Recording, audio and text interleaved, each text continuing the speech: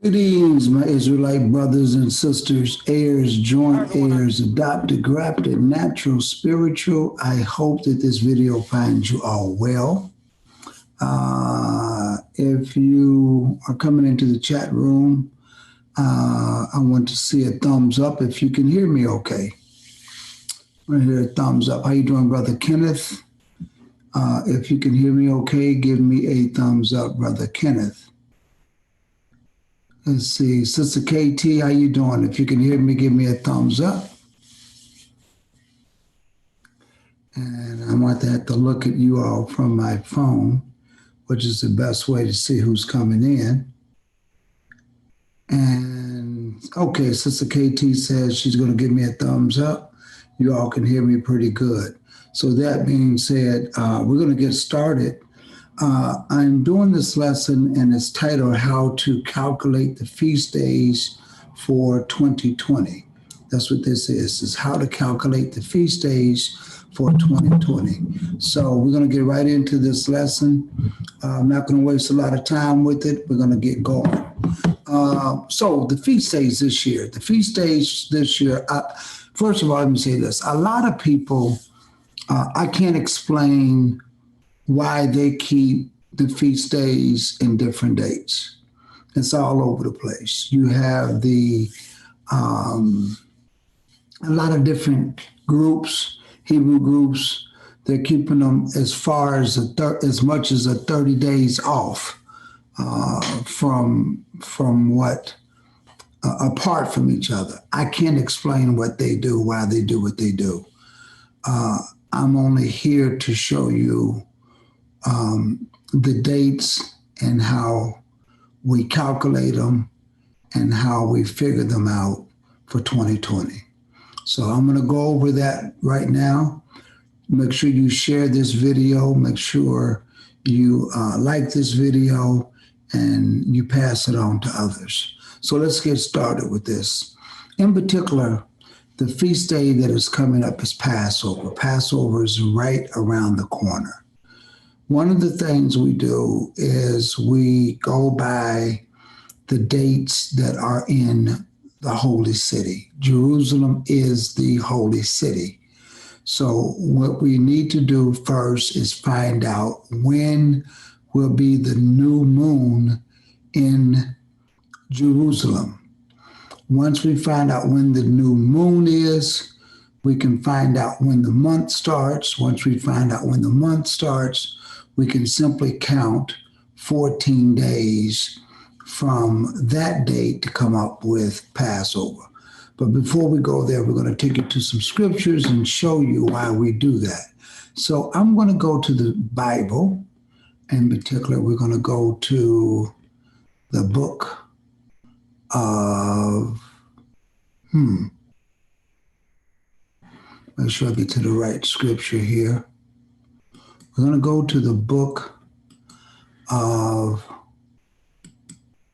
there we go. We're going to go to the Bible. We're going to go to Exodus, the 12th chapter. We're going to find out why we do what we do. Exodus, the 12th chapter. Exodus, the 12th chapter. And this is what it says in particular. And the Lord spake unto Moses and Aaron in the land of Egypt, saying, This month shall be unto you the beginning of months.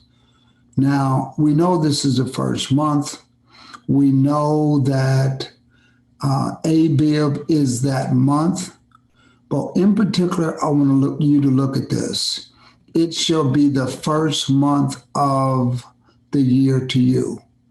Now, this would knock out of the park when you have the so-called Khazar Jews or Idumean Jews who occupy Israel, who say that the first day of the seventh month is the new year. They call it Rosh Hashanah. The Rosh Hashanah is not a term that's in the scriptures. Even to say Happy New Year, it's incorrect. The first day of the seventh month is not the new year.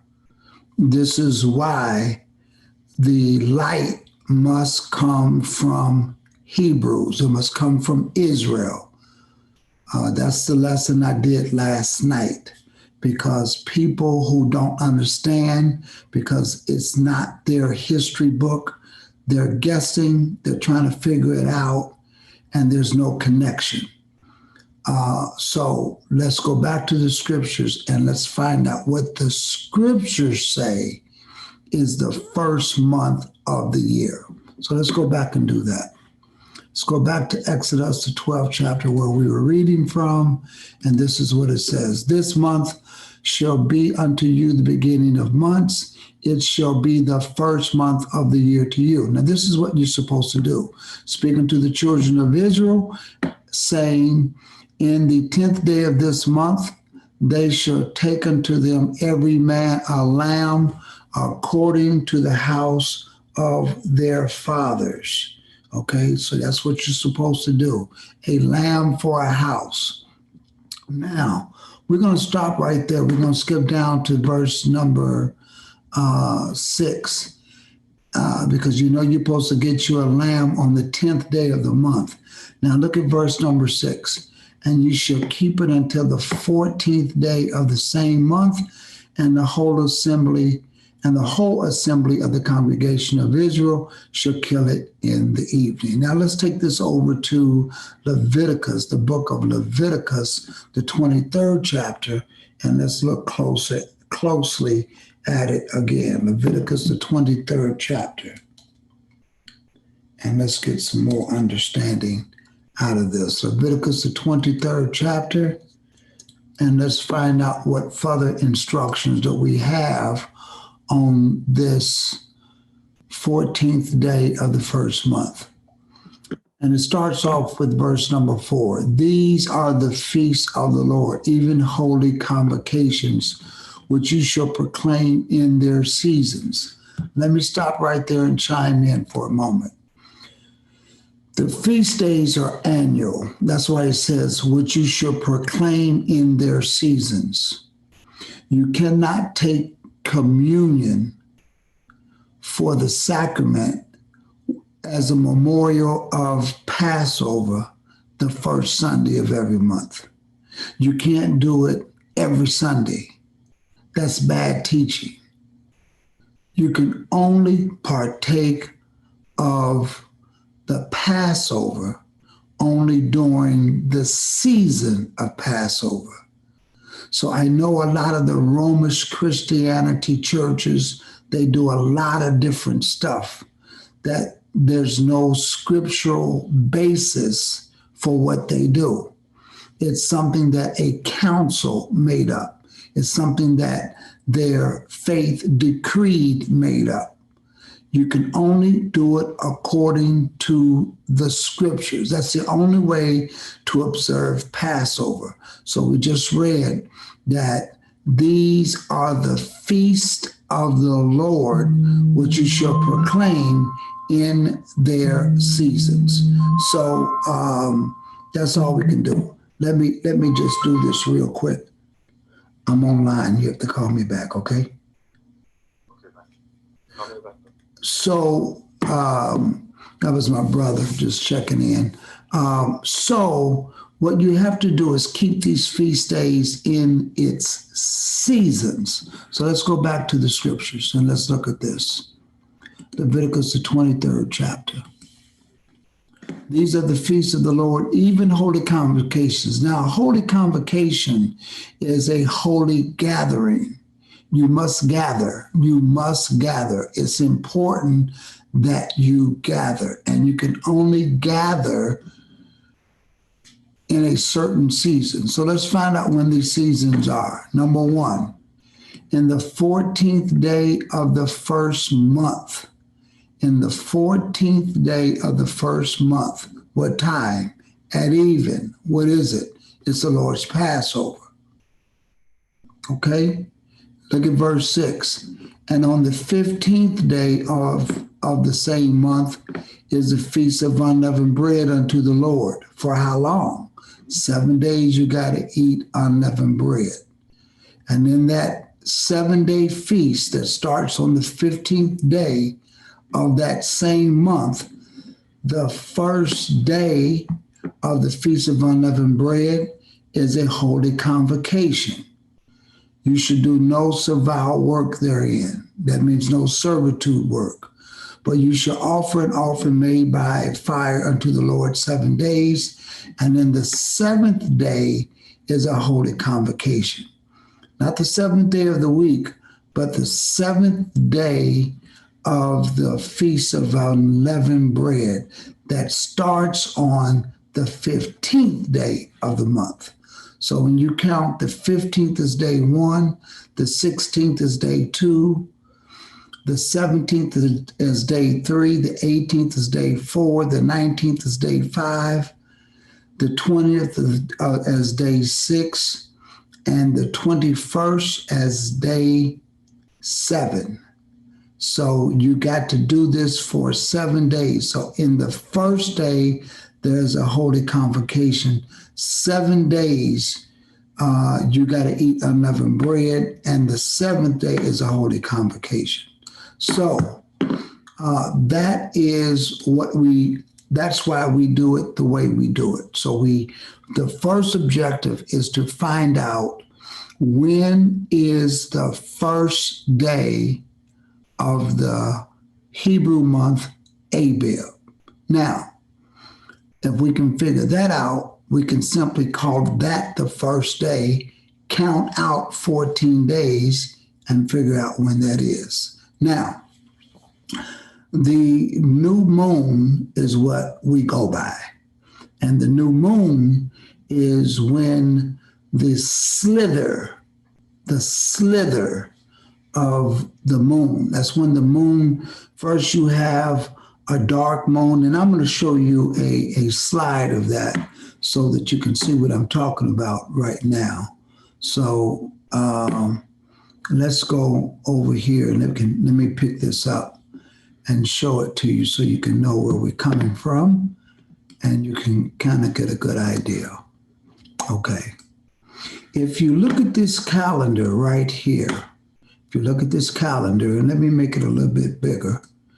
If you look at this calendar, you notice on the 25th, which would be Wednesday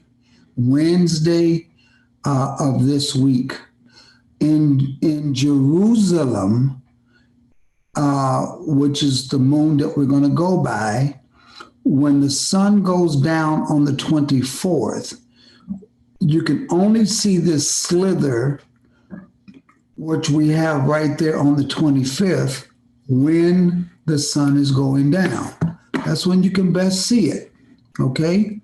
And when you see that, that would be the first day of the Hebrew month. Now, how do we come up with that date? Well, let's go back over here and calculate that. Let me go back over here and find that for you so you can get it.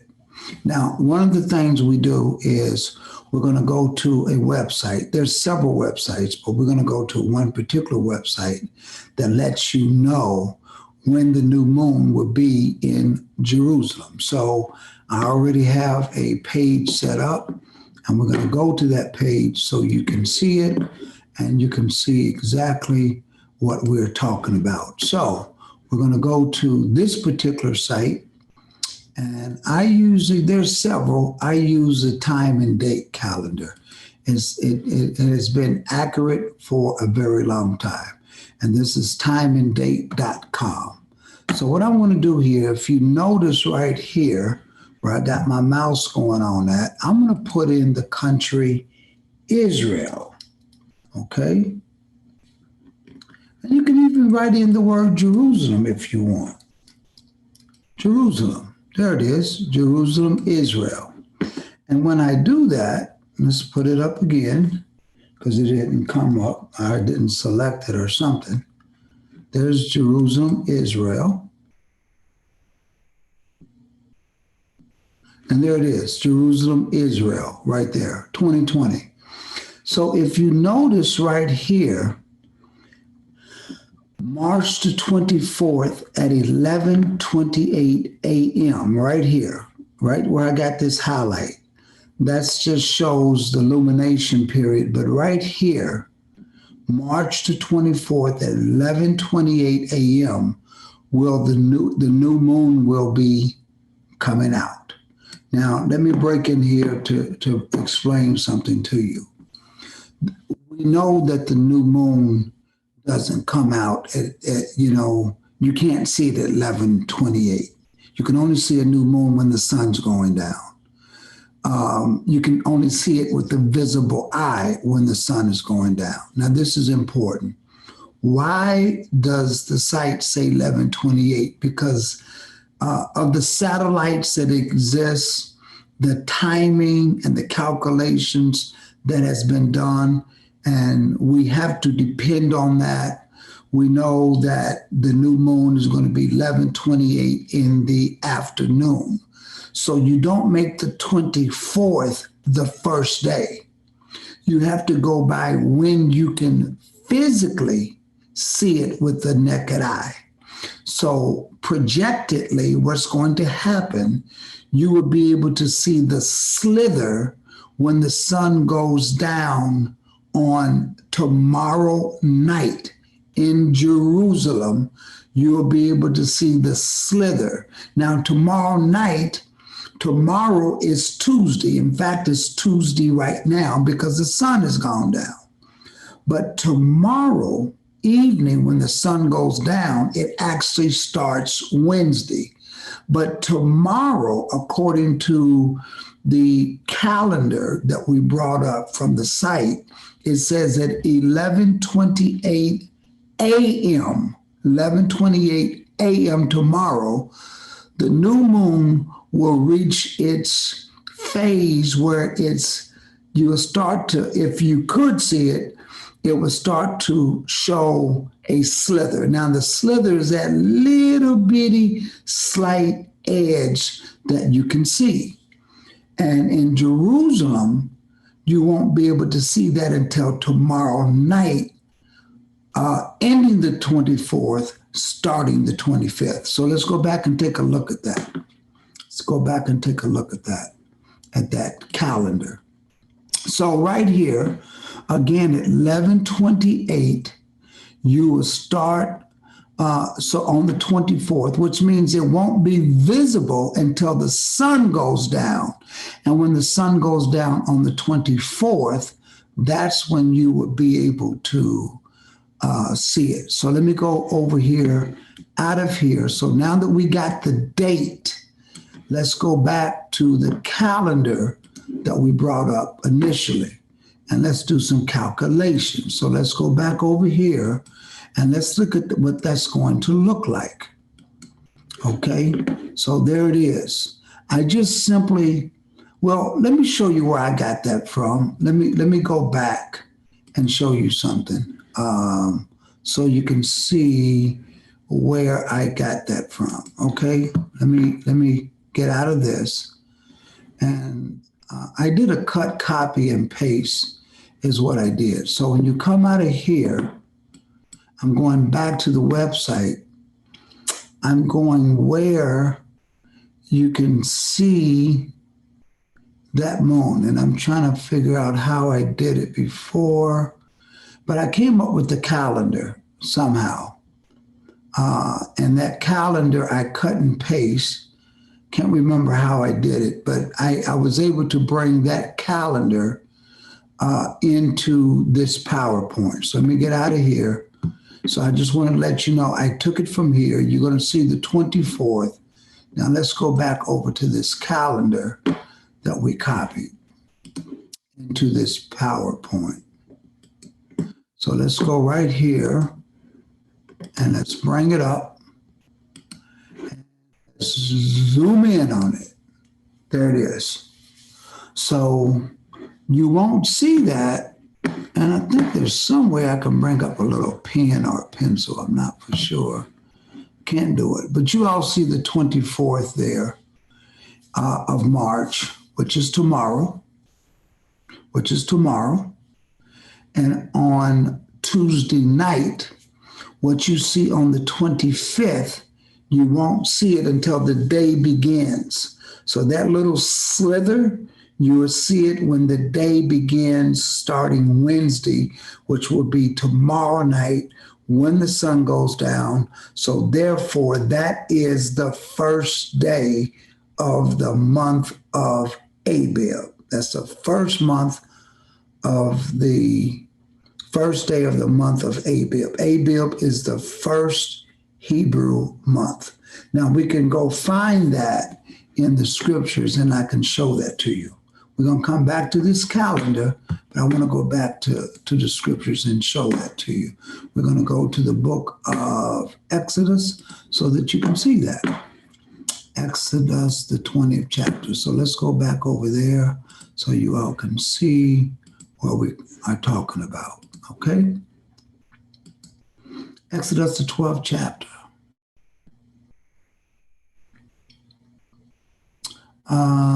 I want to get to the word Abib. Okay, this is in Leviticus. So we're going to go back to the word Exodus. We're going to go back to the book of Exodus, the 12th chapter. Exodus, the 12th chapter, and we're going to bring it out. I want to make sure I'm just putting a search on the word to make sure I'm at the right place. Okay? Yes. We're going to go to Exodus, the 13th chapter. Exodus, the 13th chapter, verse number 4.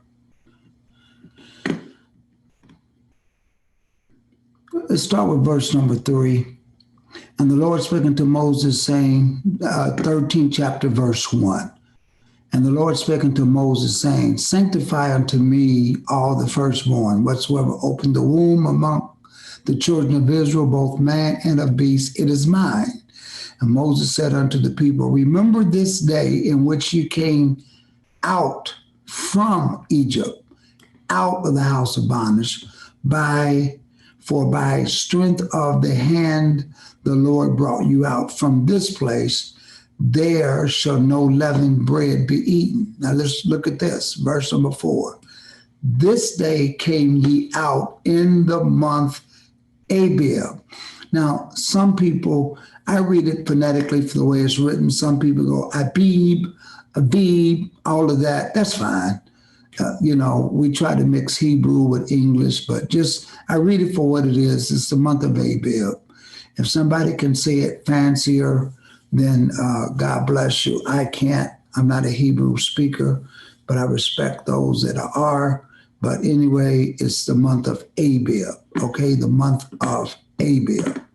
Okay, so let's get out of here and let's go back to our calendar that we have set up for you, okay?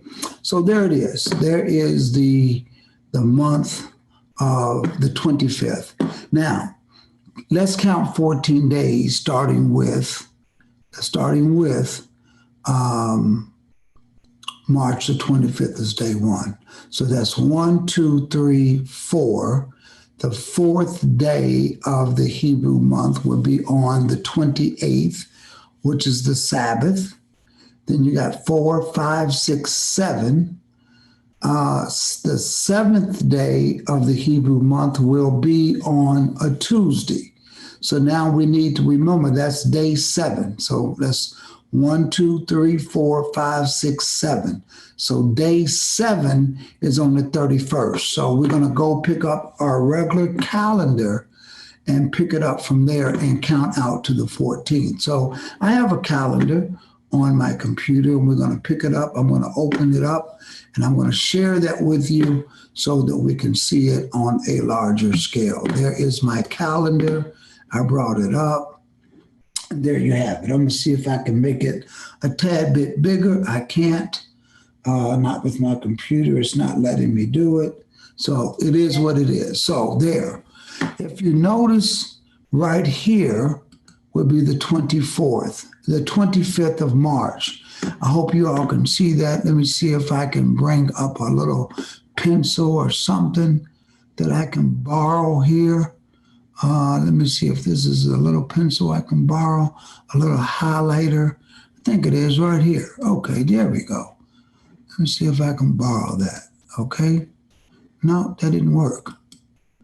I want to bring out my little highlighter. Let's do it right here.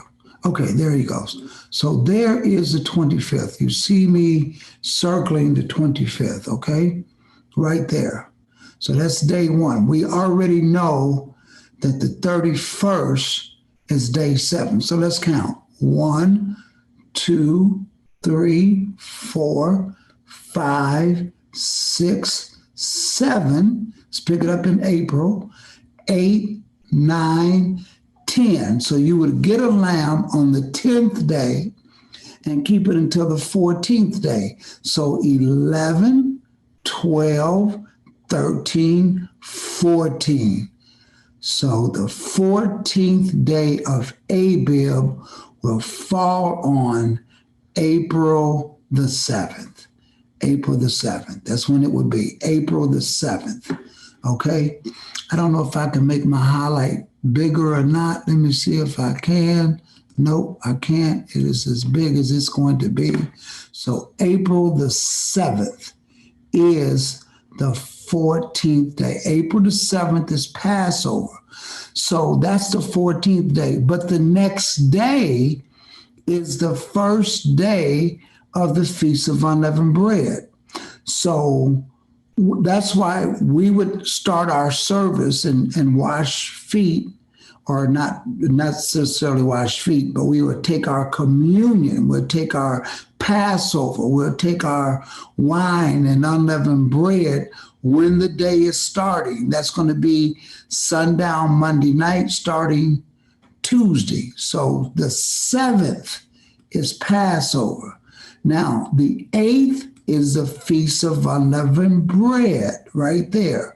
So that's day number 1. 7 days you got to eat unleavened bread. So that's 1, 2, 3, 4, 5, 6, 7. So from the 8th to the 14th, you'll eat unleavened bread. So what you would do is I would recommend you start to get all the leavening out of your house, because the leaven has to be out of your house. Get that done over this weekend here. You know, the 3rd, the 4th, the 5th. Get the leaven out. That way when the 6th comes, you're done. You can have Passover, and then by the time the 8th comes, you already have all the leaven out of your house. We'll read that in a minute. So the 8th, day 1, day 2, day 3, day 4, day 5, day 6, day 7. This is the Sabbath on the 8th. This is the Sabbath on the 14th. Passover is not a Sabbath. It is a memorial. We'll get to that later. I just wanted to calculate the days. So maybe tomorrow night we'll go a little bit more into it. But this is the first day is a holy convocation, and the last day of the Feast of Unleavened Bread is a holy convocation. Now that is how we came up with April the 7th. So let's go back and recap. We found out that on the 24th, I'm circling March right here. We went to the website. We found out that the new moon comes at 11:28 a.m. on the 24th. But you won't be able to see it until the sun goes down on Tuesday night starting Wednesday. So you'll see the crescent with the naked eye in Jerusalem, not in the United States. We go by Jerusalem's time. Why Jerusalem? Because out of Jerusalem shall the law come forth. And in the book of Zechariah, all nations must come to the holy city, doing 3 times a year for those feasts. So that's why we go by Jerusalem, the holy city where the kingdom of Christ is going to be set up. So that's the first day of Abib. So that's the 1st, 2nd, 3rd, 4th, 5th, 6th, 7th, 8th, 9th, 10th, 11th, 12th, 13th, 14th day of the first month is the Lord's Passover. And on the 15th 14th day is the Feast of Unleavened Bread. 7 days, 1, 2, 3, 4, 5, 6, 7, shall you eat unleavened bread. The first day is a holy convocation, and the last day is a holy convocation. So those are the 2 days that you need to take off from work, on the 8th and the 14th. Now I'm going to pause just for a second and come back out. Now, I'm going to look in the chat room just to make sure and say hello to everybody that's over there real quick. And then we're going to come back. Okay? So we want to say hello to Israel, Sister Thomasina, Brother Robert, Man of God, Terrell Ann Larkins, Brother Thomas Washington, Faith and Hope, Brother Mark P., Kenneth Israel, Roderick Whitaker, Sister Kay, and Brother Kenneth Israel. Now, let's get back to this lesson. Now, what I want to show you is this. So let's get to this part. How do you calculate Pentecost? That's what's important. How do you determine when Pentecost is going to be?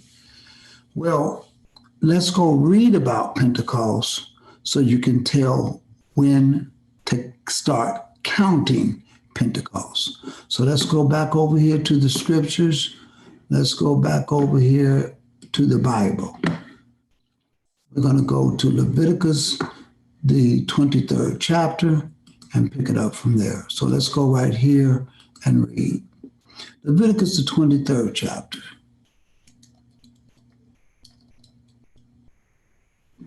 There's the book of Leviticus, the 23rd chapter. We're going to figure out Pentecost. We learn how to figure out when Passover and Feast of Unleavened Bread is, but let's skip all the way down here and get some more. Let's start with Leviticus, the 23rd chapter, verse 9. And this is what it says. And the Lord spake unto Moses, saying, Speak unto the children of Israel, and say unto them, When ye be come into the land which I give unto you, and ye shall reap the harvest thereof, then ye shall bring a sheaf of the first fruits of your harvest unto the priest. Now, listen to what he's saying. When you reap your harvest, when your harvest is ripe, so your harvest can be ripe on a Sunday. It could be ripe, let's say the first day. It could be ripe on the first day of the week. It can be ripe on the second day of the week, and so forth, and third and fourth and fifth, all the way to the sixth day of the week. Nobody knows when your harvest is going to be ripe. But whenever your harvest is ripe, look at this. You got to bring a sheaf. A sheaf is nothing but a measurement. You're supposed to bring a sheaf of the first fruits of your harvest to the priest. Now, what is the priest supposed to do with it? Look at verse number 11. And he shall wave the sheaf before the Lord to be accepted for you. When? On the morrow after the Sabbath, the priest shall wave it. Well, what day is the morrow after the Sabbath? The first day of the week. So whenever you bring the first fruits of your harvest to the priest, he's supposed to hold it, and he's got to wave it on the morrow after the Sabbath. The priest shall wave it. So let's go back over here to our calendar, and let's take a look and get an example of this. So I'm going to get out of here, and let's go back to the nice little calendar that we got set up for you. Here's a calendar right here. So I thought I brought it up. Nope. Let me get out all of that. I got too much stuff open. Let's go to the calendar. Where are you, calendar? Right there. All right. So here's what we have to do. Let's look at the month of April right here. And I'm going to show it by month. So let's look at the month of April. Here's the month of April right here. The month of April starts right here on this calendar. Let me get out my little pen again so we can bring this over so you can understand how to calculate this. We're going to do a little spotlight again. Okay, boom, there it is. Well, it's supposed to be there. I don't know what happened to it. There it is. So this right here is the month of April. You see that right there? Where I'm going around, that's the first day. Now, what we're going to do is, let's say that your harvest comes out of the ground on the 2nd, which is the first, second, third, fourth, fifth day of the week. It comes out on the 5th day of the week. If your harvest is not, let me back up. Let me correct myself. Not when it comes out of the ground. When your harvest is ripe. So you know how you go outside and you got some tomatoes growing, and maybe 2 days before this date right here on April the 2nd, maybe they were not quite all the way red. They were somewhat green. But the sun came up, and when you went outside, all of a sudden those nice tomatoes are ripe and red, and they're good for the picking. So you pick them on the 2nd, right here, on the 2nd. Now I'm using the terms that man has today instead of, because we know Thursday didn't exist back then. We all know that. We're smart enough to know that. We know that this is simply the 5th day of the week. But the 2nd, let's say your harvest came out on a Thursday. What you would have to do is bring your harvest to the priest, and the priest would hold it until the morrow after the 7th day Sabbath, which would be on the 4th. And on this day, the priest would wave it before the Lord. And so the morrow after this is always the first day of the week. So the priest would hold it and wave it right here on the 5th.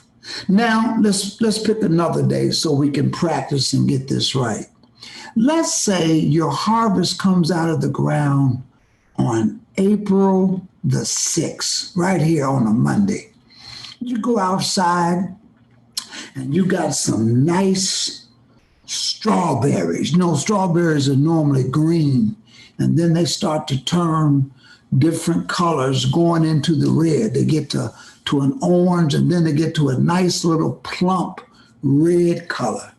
Now they come out, and you wake up, and about 9 or 10 o'clock, those nice strawberries are good and ripe right here on the 6th of April on a Monday. Well, you're supposed to bring it to the priest. You can't eat what you have.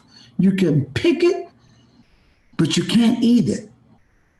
You're supposed to bring the sheaf of what you picked. A sheaf is a measurement, to the priest.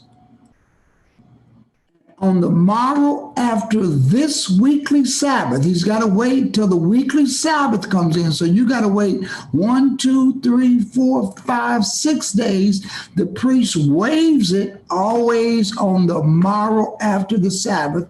So the priest will wave it right here on the 12th. And once the priest waves it, then you can eat it. So let's do another exercise. Let's say the harvest comes up out of the ground on It's ripe on the 10th day, right here. It's good and ripe.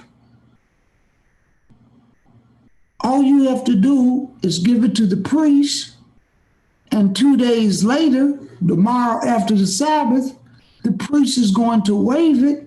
Now you can eat your harvest. Okay? So I want to show that exercise to you because it all depends on when your harvest is ripe. That's what we read in Leviticus, the 23rd chapter. I'm going to go back there again, but just remember, whenever your harvest is ripe, you bring a sheaf, a measurement of, you get all your fruit. You bring a measurement, a sheaf of it. You give it to the priest, and the priest is going to wait till the weekly Sabbath comes. It could be 2 days later. If you brought it to him on a Friday, the next day, the priest has it. And on that first day after that weekly Sabbath, he's going to wave it and you can eat it. But let's say the harvest is ripe on a Sunday, which is the first day of the week. You got to wait all the way from Sunday, Monday, Tuesday, Wednesday, Thursday, Friday, Saturday, Sabbath, or the first day, second day, third day, fourth day, fifth day, sixth day, seventh day. You got to wait till the morrow after the Sabbath, which is now going to be on the first day of the week again. You got to wait till the priest waves it on the morrow after the Sabbath, then you can eat it. So let's go back and read that in Leviticus, the 23rd chapter. Let's go back and read it. Speaking to the children of Israel, we have Leviticus 23, verse 10.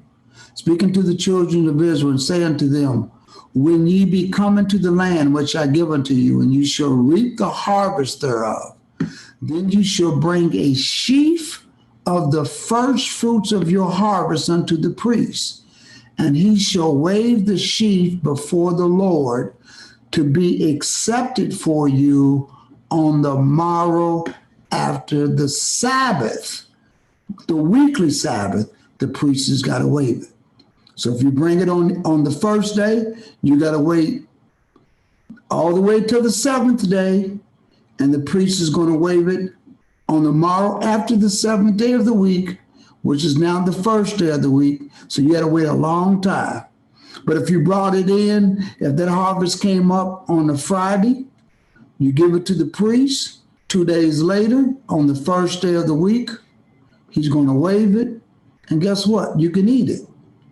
And listen to this. But when that happens, in verse 12, ye shall offer that day when ye wave the sheaf and he lamb without blemish of the first year for a burnt offering unto the Lord. If you don't know, you should know by now, whenever you see a he lamb without blemish of the first year, that is a precursor of the Messiah. Okay? So when you offer it, you got to offer it according to verse 13, the meat and the meat offering. Now, the meat offering is basically bread. It's unleavened bread, by the way. I can show you another scripture at another time that whenever you bring a burnt offering of the lamb, the meat offering has to be unleavened bread. Don't look at that word meat offering as if it's flesh meat. I'll show you a lesson later that whenever you see the word meat offering, it is unleavened bread. That's another time. And you gotta, it's got to be 2/10 deals of fine flour mingled with oil. That's a hint right there that meat offering is bread. An offering made by fire unto the Lord for a sweet Savior. And then you got to have the wine, which is your drink offering. It's got to be of wine, the fourth part of an hin. Okay? And look at verse number 14. And ye shall eat neither bread, nor parched corn, nor green ears, until the self same day that you have brought an offering unto your God, which is the first day of the week. So when you pick up your offering, when you pick up your harvest, your first fruits, you can't, when you bring that sheaf, you cannot eat any of that. None of that parched corn, none of those green ears, until you have brought an offering unto your God. And when would you do that? On the morrow after the Sabbath. It's got to be a statute forever throughout your generations. Now, let's bring in some understanding.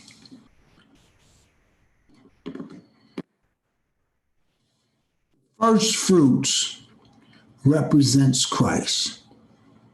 The feast of the first fruits points toward the Messiah. And what it does is, what is he the first fruits of? Jesus is the first fruits of the resurrected. And so, whenever he resurrects, he's the first fruits.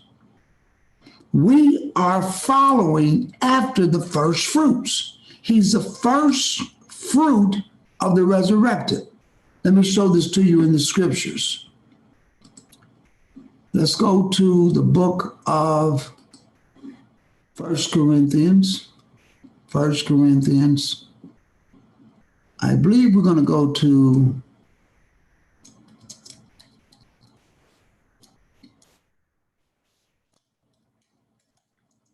First Corinthians, the 5th chapter.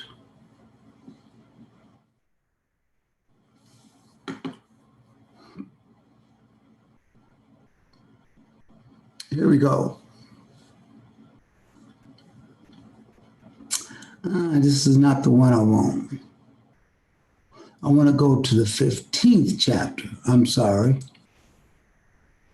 But while we're here, let me just show you how that the Messiah is our Passover. Purge out therefore the old leaven, that ye may be a new lump, as ye are unleavened, for even Christ our Passover is sacrificed for us. So remember, not only is Christ the first fruits, he's also the Passover, because all the law, all the prophets, all the Psalms, all the scriptures speak and they point toward Christ. So let's go to the 15th chapter of Corinthians, the 15th chapter. And I'm going to bring up the word first fruits, okay? So I'm going to give you time to get there. It's the first fruits is what I want to look for. I'm bringing it up in my all the scriptures that point toward that, first fruits. Okay? So, I hope I spelled that right. Okay, here we go. That's so much better. All right, 1 Corinthians, 15th chapter.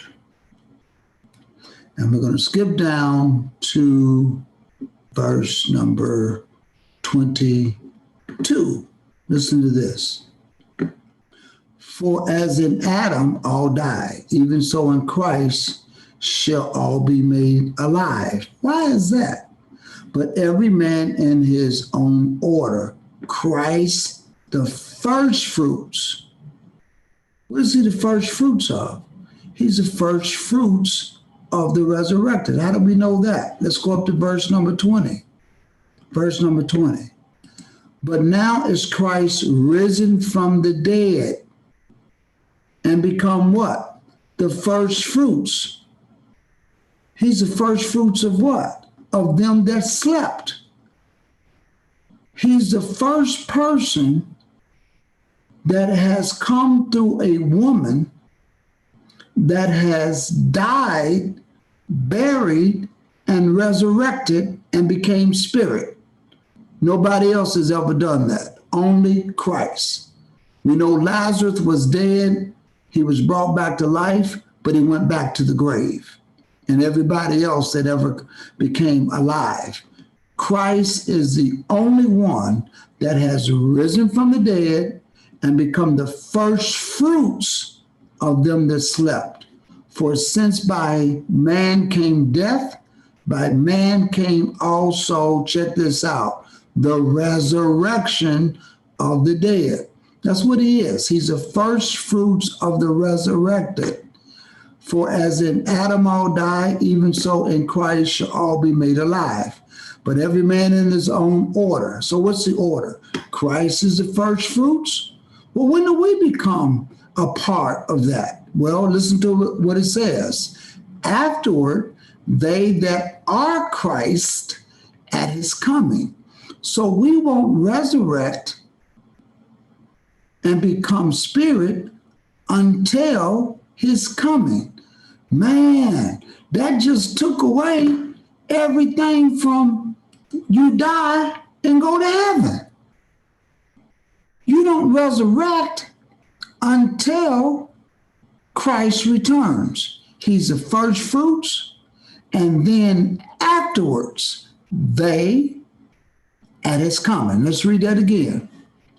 1 Corinthians 15 chapter. But every man in his own order. Christ the first fruits. What is he is? What is he? The first fruits of what? He's the first fruits of them that slept. First fruits to do what? Listen to verse 21. By man came also the resurrection of the dead. For since by man came death, by man, who is this man that came death? That's Adam. But by man, who is that? That's Jesus. Came also the resurrection of the dead. How do we know that? For as in Adam, all what? Die. But guess what? Even so in Christ shall all be made what? Alive. That means when you die and you bury, if you are Christ, if you die in Christ, you can resurrect. But it's an order. Every man in his own order. Christ is the first fruits. Afterward, they that are Christ. That's why it says in Thessalonians, the dead in Christ shall rise first at his coming. Okay? So let's bring some clarity to this. You cannot touch the harvest. You cannot touch the harvest until it's been waved by the priest. You can't eat it, you can't handle it, you can't do anything until it's been waved by the priest. Once it's been waved by the priest, then you can handle it, you can eat it. Let's find out something. Let's go to St. John, the 20th chapter. Let me just show you something. St. John, the 20th chapter. John, the 20th chapter. Let's take a read at something. John, the 20th chapter. Now, before we read this, Jesus was crucified on a Wednesday. He was killed in the midst of the week. The middle of the week is the fourth day of the week, because the middle number of 7 is 4. 3 days on this side, 3 days on that side, you got the fourth day. He was crucified on a Wednesday, and he was in the grave for 3 days and 3 nights. Wednesday to Thursday night, 1 day, 1 night. Thursday night to Friday, before the sun goes down, by the way, because Joseph of Arimathea begged for his body before the sun went down. So from Thursday night to Friday, before the sun goes down, is 2 days and 2 nights. And from Friday to Sabbath, before the sun goes down, is 3 days and 3 nights. So Jesus resurrects 3 days and 3 nights later at the same time that he was placed in the grave. So Joseph of Arimathea, the rich man, put his body in the grave before the sun went down because he begged for his body from Pilate and says, we want to make sure that the bodies don't remain on the cross on the Sabbath. What Sabbath was he talking about? Feast of Unleavened Bread, because Jesus was killed on the Passover. The Passover is a memorial. The first day of the Feast of Unleavened Bread is a Sabbath. So he wanted to hurry up, take his body off of the tree, put it in a tomb before the Sabbath started. When does the Sabbath start? When the sun goes down. Not when the sun rises, when the sun goes down. So what Jesus did, he was in there from Wednesday before the sun went down to Thursday before the sun went down. That's one day, one night. Thursday to Friday before the sun went down, 2 days and 2 nights. And from Friday to Saturday before the sun went down, he got up, he resurrected. I wanted to lay that groundwork. So therefore, if he's the first fruits, as long as the first fruits is brought in within that 7-day period, if it's brought in on the Sunday, you must keep it until the Sabbath. And the morrow after the Sabbath, the priest will wave it. If the harvest is ripe on a Friday, you keep it until the Sabbath, and you wave it on the first day, the very next day.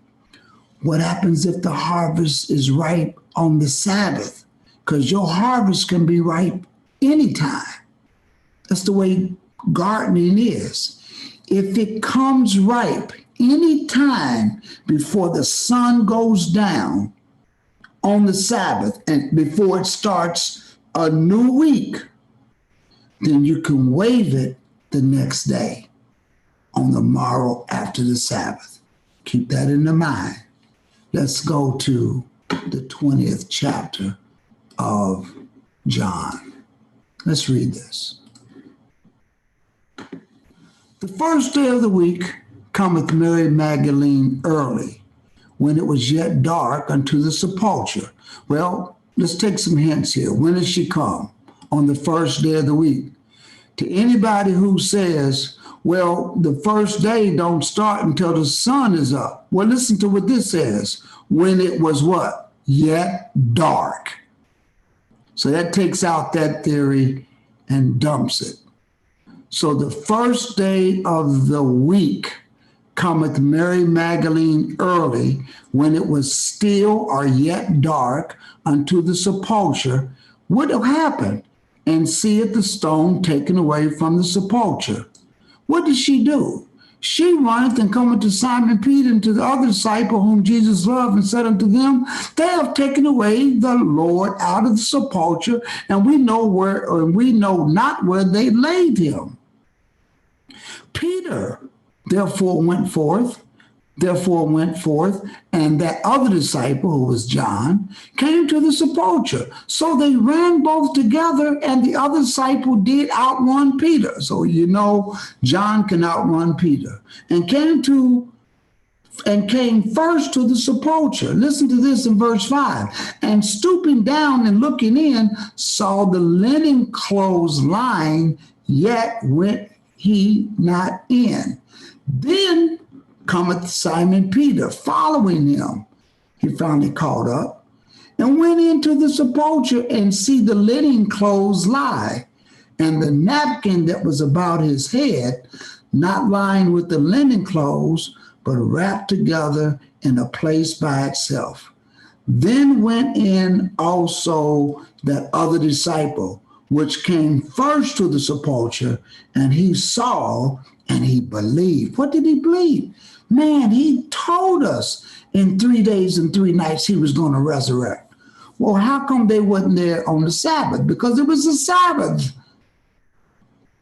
That's why it was the Sabbath. Listen to this. Let's skip down a little bit. Mary, let's look at verse 10. The disciples went away again into their home. They went on home. But Mary, she wasn't going to go anywhere. Mary stood without on the outside or without at the sepulchre weeping. And as she wept, she stooped down and looked into the sepulchre and seeth two angels in white sitting, the one at the head and the other at the feet, where the body of Jesus had, that's past tense, lain. And they say unto her, Woman, why weepest thou? She said unto them, Because they have taken away my Lord, and I know not where they have laid him. And when she had thus said, she turned herself back, and saw Jesus standing, but knew not that it was Jesus. So maybe perhaps he had his face covered. We don't know. Jesus said unto her, Woman, why weepest thou? Whom seekest thou? She, supposing him to be the gardener, said unto him, Sir, if you have borne him hence, in other words, if you have taken him from here, tell me where thou hast laid him, and I will take him away. Jesus said unto her, Mary. She recognized the voice. She turned herself and said unto him, Rabboni, which is to say, Master. Check out verse 17, will you? Jesus said unto her, Touch me not, for I am not yet ascended to my Father. Why would Jesus tell Mary not to touch him? Because he is not yet ascended to the Father. Now we know that this is the first day of the week. We know it was still dark, but why would he tell her, don't touch me, for I have not yet ascended? That means I have not gone up to heaven, to my Father, because that's where the Father is. But go to my brethren and say unto them, I ascend unto my Father and your Father, and to my God and your God. Why did Jesus tell her that? Why? Because that's the law. Jesus is the first fruits. And when the first fruits comes up and when it is ripe, you cannot touch it until it is waved on the morrow after the Sabbath. So the morrow after the Sabbath is always, check this out, the first day of the week. And that's when you wave it. But you can't touch it until it's been waved. Remember we read that back in Leviticus, the 23rd chapter? You can't touch it until it's been waved. And then once it's been waved, guess what you can do after that? You can touch it. So what did he tell her? Let them know I'm going to ascend. What is he going to ascend for? Why? Why is he going to the Father? Because he's the first fruits. And the Father is the priest. He has to be waved. Well, let's find out. Let's look at verse number 19. Then the same day at evening, this is the same day, first day of the week, being the first day of the week, when the doors were shut, where the disciples were ascended for fear of the Jews, came Jesus and stood in the midst and said unto them, Peace be unto you. And when he had so said, he showed them his hands and his sides. Then were the disciples glad when they saw the Lord. Now he's showing it to them, and now they can come and touch. They can come and examine. Why is it that they could at this point and Mary couldn't in verse number 17? Because he's the first fruits and he's got to be waved. Remember that in Leviticus, the 23rd chapter? Let's go back to it. Leviticus, the 23rd chapter.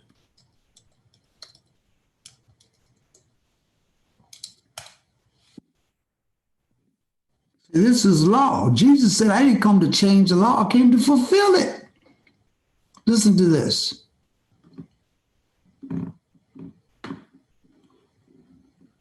And ye shall wave the sheaf before the Lord to be accepted for you on the morrow after the Sabbath, the priest shall wave it.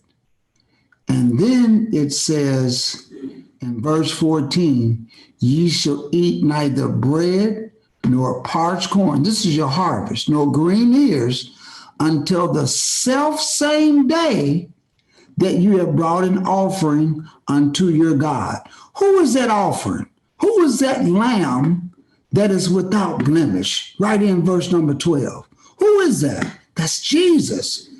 Jesus himself went to the Father. So you can neither eat your bread, you can't touch him. He's our first fruits, nor green ears until you have brought an offering unto your God. It shall be a statute forever throughout your generations. Brothers and sisters, it gets no better than that. It gets no better than that. Jesus is the first fruits. Jesus is a harvest. So when you get your harvest, there's something you're supposed to do. When you give it to the priest, as long as anything from Sunday to Sabbath at sundown, anything any harvest that is ripe from when the first day of the week starts to the seventh day of the week when it ends, any harvest that is ripe at that time, you can bring it to the priest on the very next day to be waved. And you can't touch it, you can't eat it until it's been waved. So that's why Mary could not touch him, because he had to be waved. And that's why after he returned, his disciples can handle him. When you read the other gospels, he tells them, come touch, it's me. Come put your hands and thrust your hands right here. They can handle him because as being the first fruits, he had now yet been waved. Now, let's figure out something. Let's go back to Leviticus, the 23rd chapter. Leviticus, the 23rd chapter, because there's something you're supposed to do. Listen to this. Verse 15. And ye shall count unto you from the morrow after the Sabbath. The morrow after the Sabbath is always the first day of the week. From the day that you brought the sheaf of the wave offering, you got to count 7 Sabbaths. And unto the morrow after the 7th Sabbath, ye should number 50 days. Well, when is the morrow after the 7th Sabbath? It's always on the first day of the week. So the 50th day, or Pentecost, that's what Penta is, it's 50th. Pentecost will always be on the first day of the week. But he's telling you how to count it. From the first day that you wave the sheaf, that is always on the first day, you got to count 7 Sabbaths. And the morrow, even unto the morrow after the 7th Sabbath, ye should number 50 days. Well, let's figure something out. So if you start counting on a Sunday to Saturday, or the first day to the 7th day, that's 7 days. The next day is the first day, and then you got to go to the Sabbath again. That's another 7 days. That's 14 days. You got to do that 7 times. 7 times 7 is 49. And the morrow after the 7th Sabbath, which will be right back on the first day, is day 50. So now, having that information, let's find out when Pentecost is going to be this year. See, as Hebrews, you got to know this, because if you go look on the calendar to figure, and they'll give you any day to be the first day, to be Pentecost. We count. We learn how to count because to us the oracles were given. So let's go to the calendar. Let me find my calendar here. Where are you, calendar? Here you are. Let's go to our calendar and let's figure this out for 2020. So what we're going to do is we're going to go to the calendar, and we already know that that, let me get my little pen up here again. Where are you, little pen?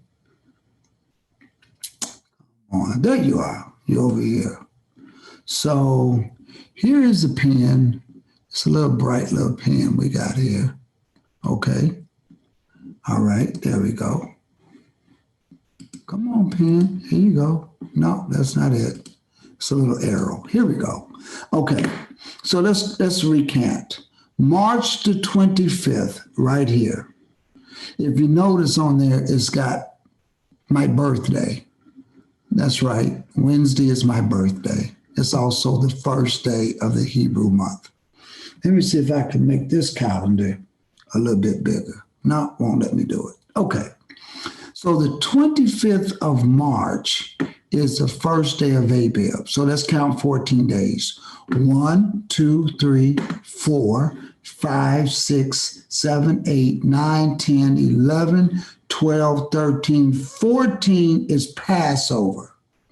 Now let's count 3 days and 3 nights because Jesus is a harvest. He's the first fruits of them resurrected. So from sundown Tuesday to sundown Wednesday is 1 day, 1 night. So from Wednesday to Thursday is 2 days, 2 nights. So from Thursday to Friday, the harvest is going to be right. This is when the Messiah is resurrected.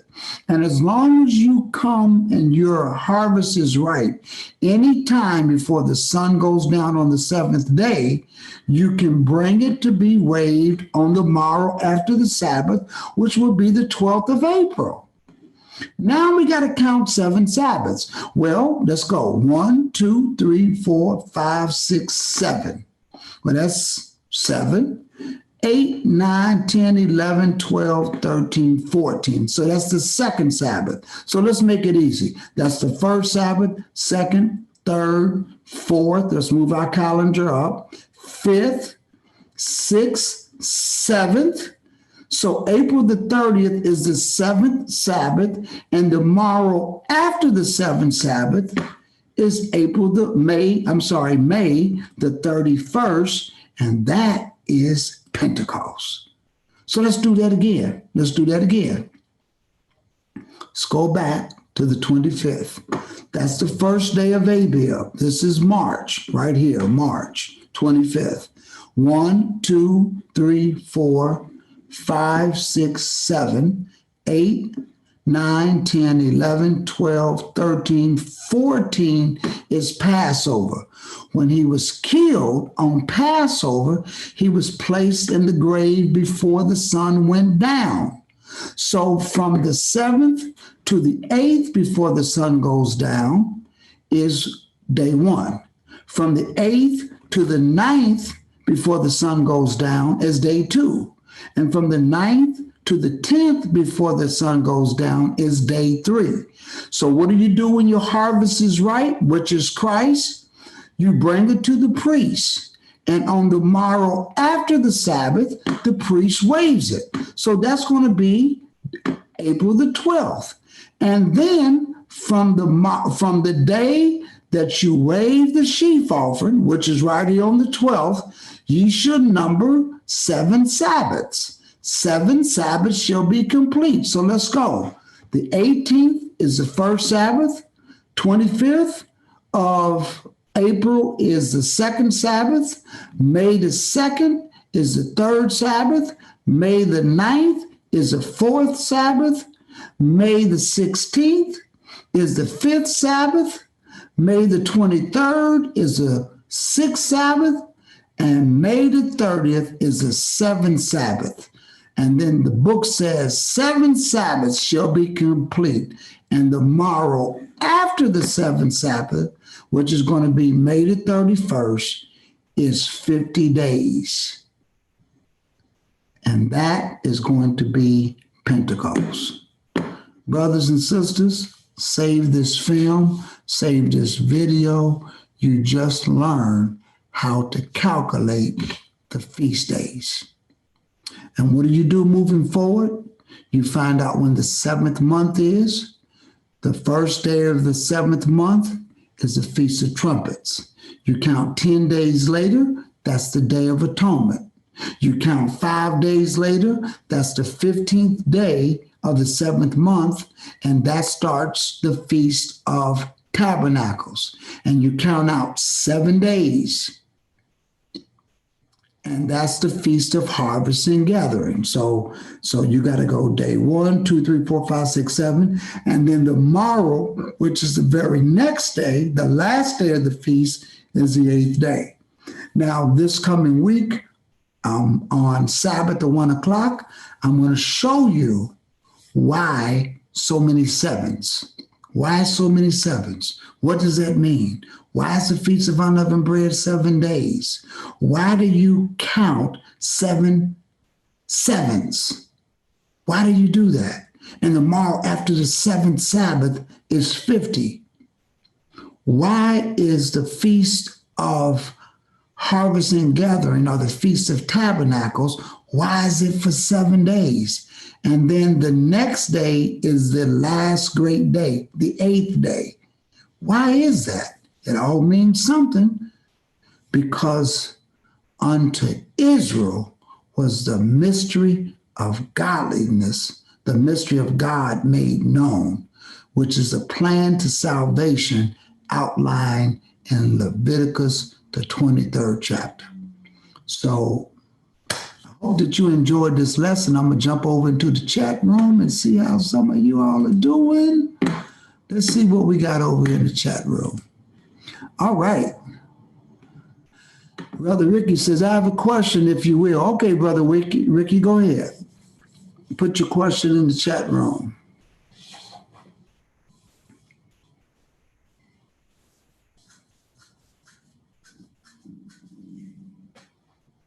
Well, I expected Brother Israel does not believe in he is a lunar Sabbath person. So I do know that he has sent me a lot of lessons to try to convince me.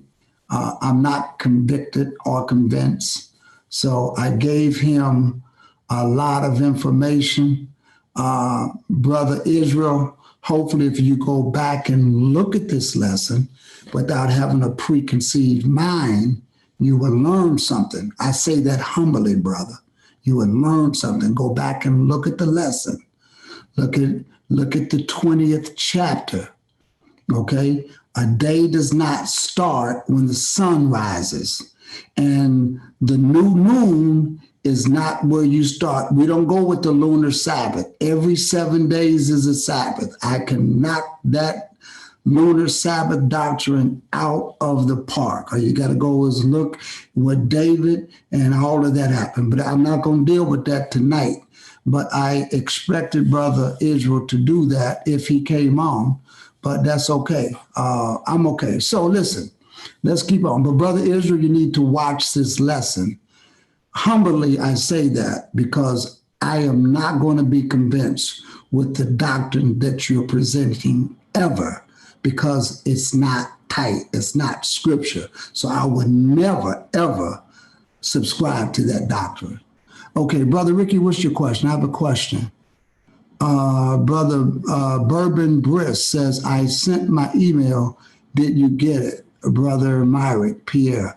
I have to look at it and see. Okay, I'm waiting for your question.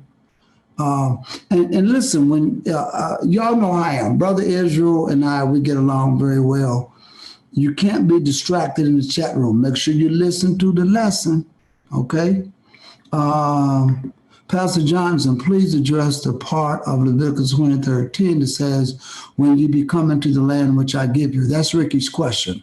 Okay, when you come into the land. Okay, so the children of Israel, when they came out of Egypt, they were in the wilderness. The children of Israel, had they not messed up, would have gone directly into the land.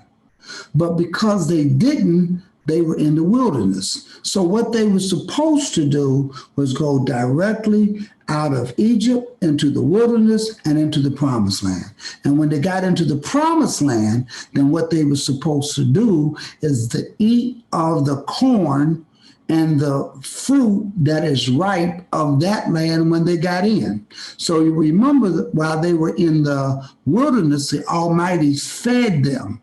He fed them for manna. Manna fell down. You know that story. It came down. He gave them quail. He did all of that. So, but to get this a little bit better, let's go to Joshua, the 5th chapter. Let's go to the book of Joshua, period. Just Joshua. Let me see if I can find that. It will help you with that question. And by the way, that is a very good question. What does that mean? So let's go to the book of Joshua when they come into the land. So let's go over there. Joshua, the 5th chapter. I think that's where I'm going to go at. Joshua, the 5th chapter. Joshua. Okay, Joshua, the 5th chapter. Listen to this.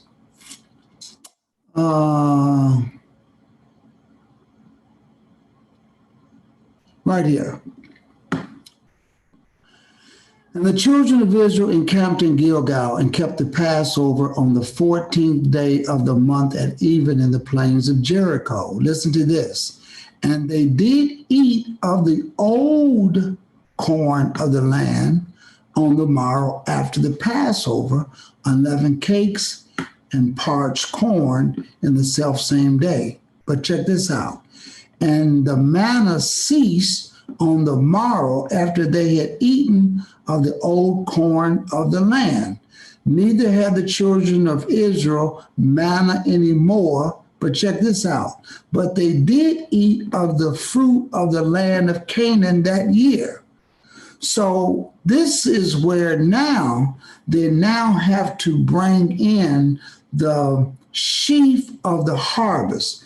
Now, what the Messiah is trying to show us, and let me just go over to this scripture, and I hope that answers your question, but let me bring out something more important, how this all points to the Messiah. So let's go to Luke, the 24th chapter. We're going to go to verse 27. Listen to this. Verse 27. And beginning at Moses and all the prophets, he expounded unto them in all the scriptures the things concerning himself. So he taught them that first fruits that you all can't touch until it's been waved, that's me. Now, when did Jesus do this? He did this. This is after he had resurrected, okay? That's why I want to show you the 24th chapter. This is after the stone had been rolled away, and now he's talking. He gets to commune with them. But listen to verse 27. When he does get to speak and to start letting people know, beginning at Moses. Now, what's Moses? That's Genesis, Exodus, Leviticus, Numbers, and Deuteronomy. So beginning at Torah and all the prophets, he expounded unto them in all the scriptures the things concerning himself. This ain't the first time he did this. Let's go all the way down to verse number 44. He's now talking to the disciples. He's in that room where he went in and the doors were shut. He said unto them, these are the words which I spake unto you while I was yet with you, that all things must be fulfilled, which were written in the law of Moses, that's Genesis, Exodus, Leviticus, Numbers, and Deuteronomy, and in the prophets, and in the Psalms concerning me. Once he showed that to them, look at verse 45. Then opened he their understanding that they might understand the scriptures. And he said unto them, thus it is written, and thus it behooved Christ to suffer and to rise from the dead the third day. Okay? So some people might say, well, where was it written that he was going to rise from the dead on the third day? Well, remember they asked for Jesus for a sign, and he said, I give you but one sign. As Jonah, the prophet, was in the belly of the whale for 3 days and 3 nights, so shall the Son of Man be in the heart of the earth 3 days and 3 nights. Let me tell you how you have to start reading the scriptures. Everything that you read from Genesis to Malachi, you got to look for Jesus. You got to put on your glasses and look for Jesus. Everything. Psalms 22 and 1. Psalms 22 and 1. This is what it says. Check this out. You got to look for Jesus in everything. Psalms 22 and 1. Let's read that real quick. Psalms 22 and 1. And I want you to see, where did this passage come from?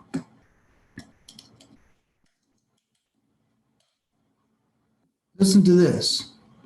My God, why hast thou forsaken me? Y'all remember those words?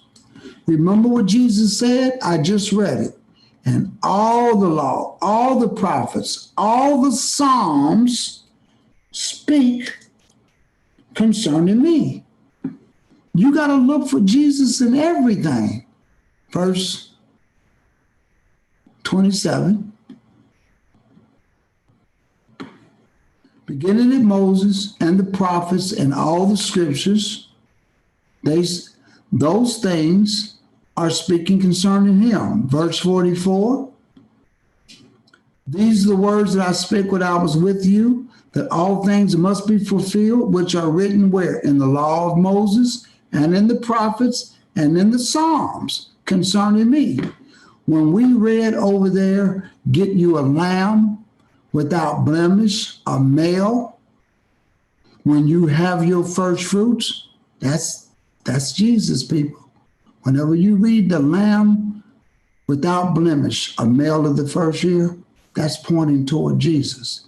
That's why we just read in Corinthians, Christ is the first fruits. And so the harvest that they was talking about, Brother Rick, into the new land was talking about when they got into the promised land, which was Joshua and those guys over in that chapter. Let me read another question here. And it says, John 11 and 9, please. Okay, I'll read that. John 11 and 9. Let me go see if I can find that. John 11. Ooh, I got to go. See, my Bible is hard to get to when I leave out of this. I got to go back over here. And you want me to read John 11 and 9. Okay, here we go. John 11 and 9.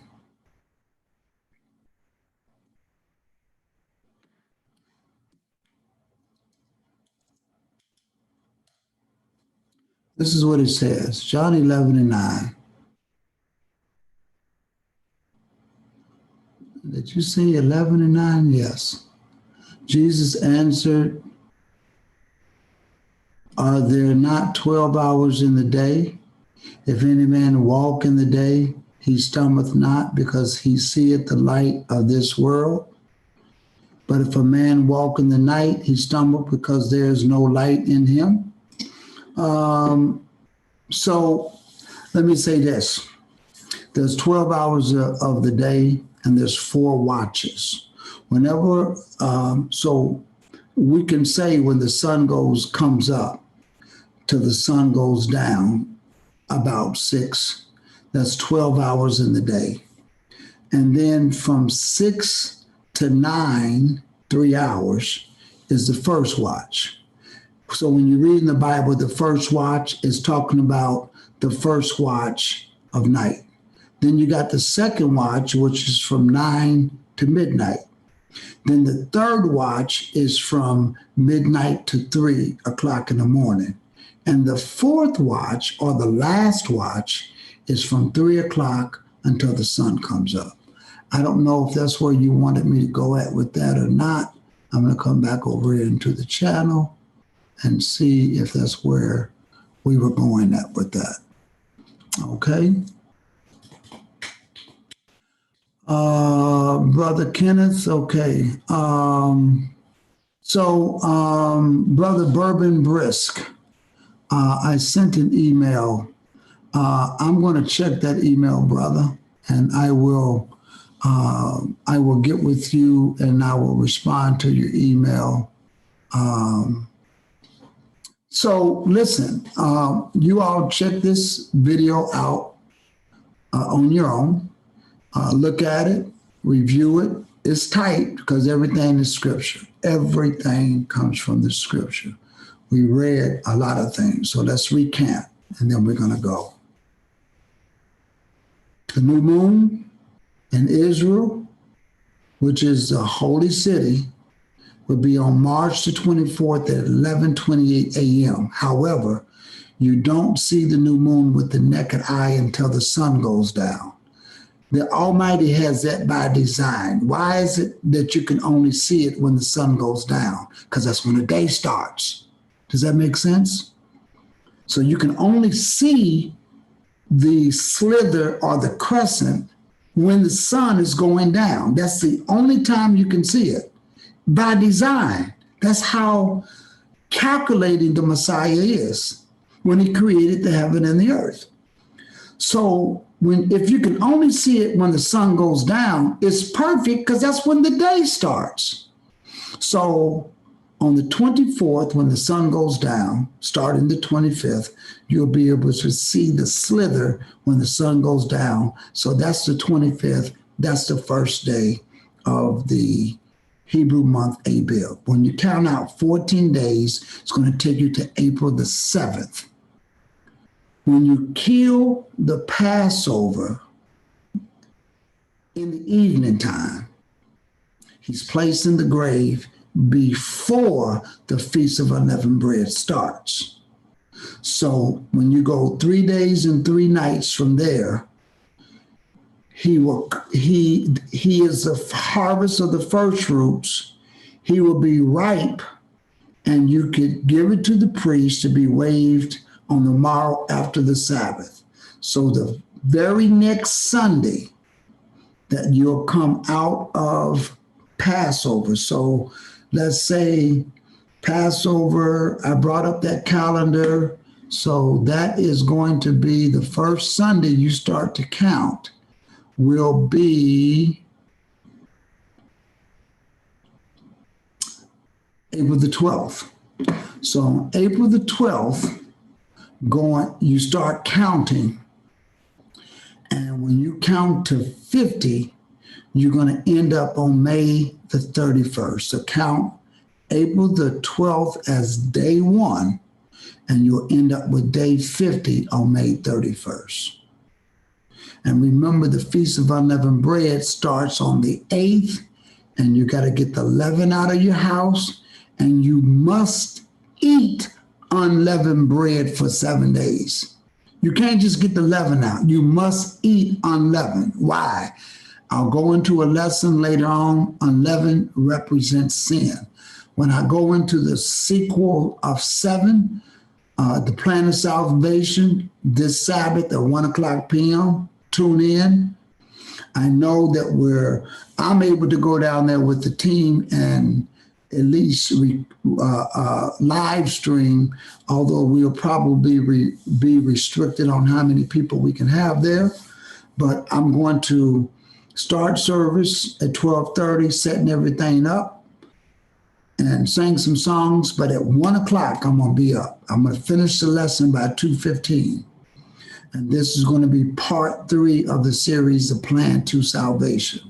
And I'm going to show you why 7. Why 7? Why do you count 7 times? Why is the Feast of Unleavened Bread 7 days? We're going. All of those answers are going to be given. So that's going to be this coming Sabbath. I hope you enjoyed this lesson. And I want to say a shout out to all of you that tuned in tonight. I know this went a little bit longer than what anticipated, but peace to all of you all, and we will talk soon.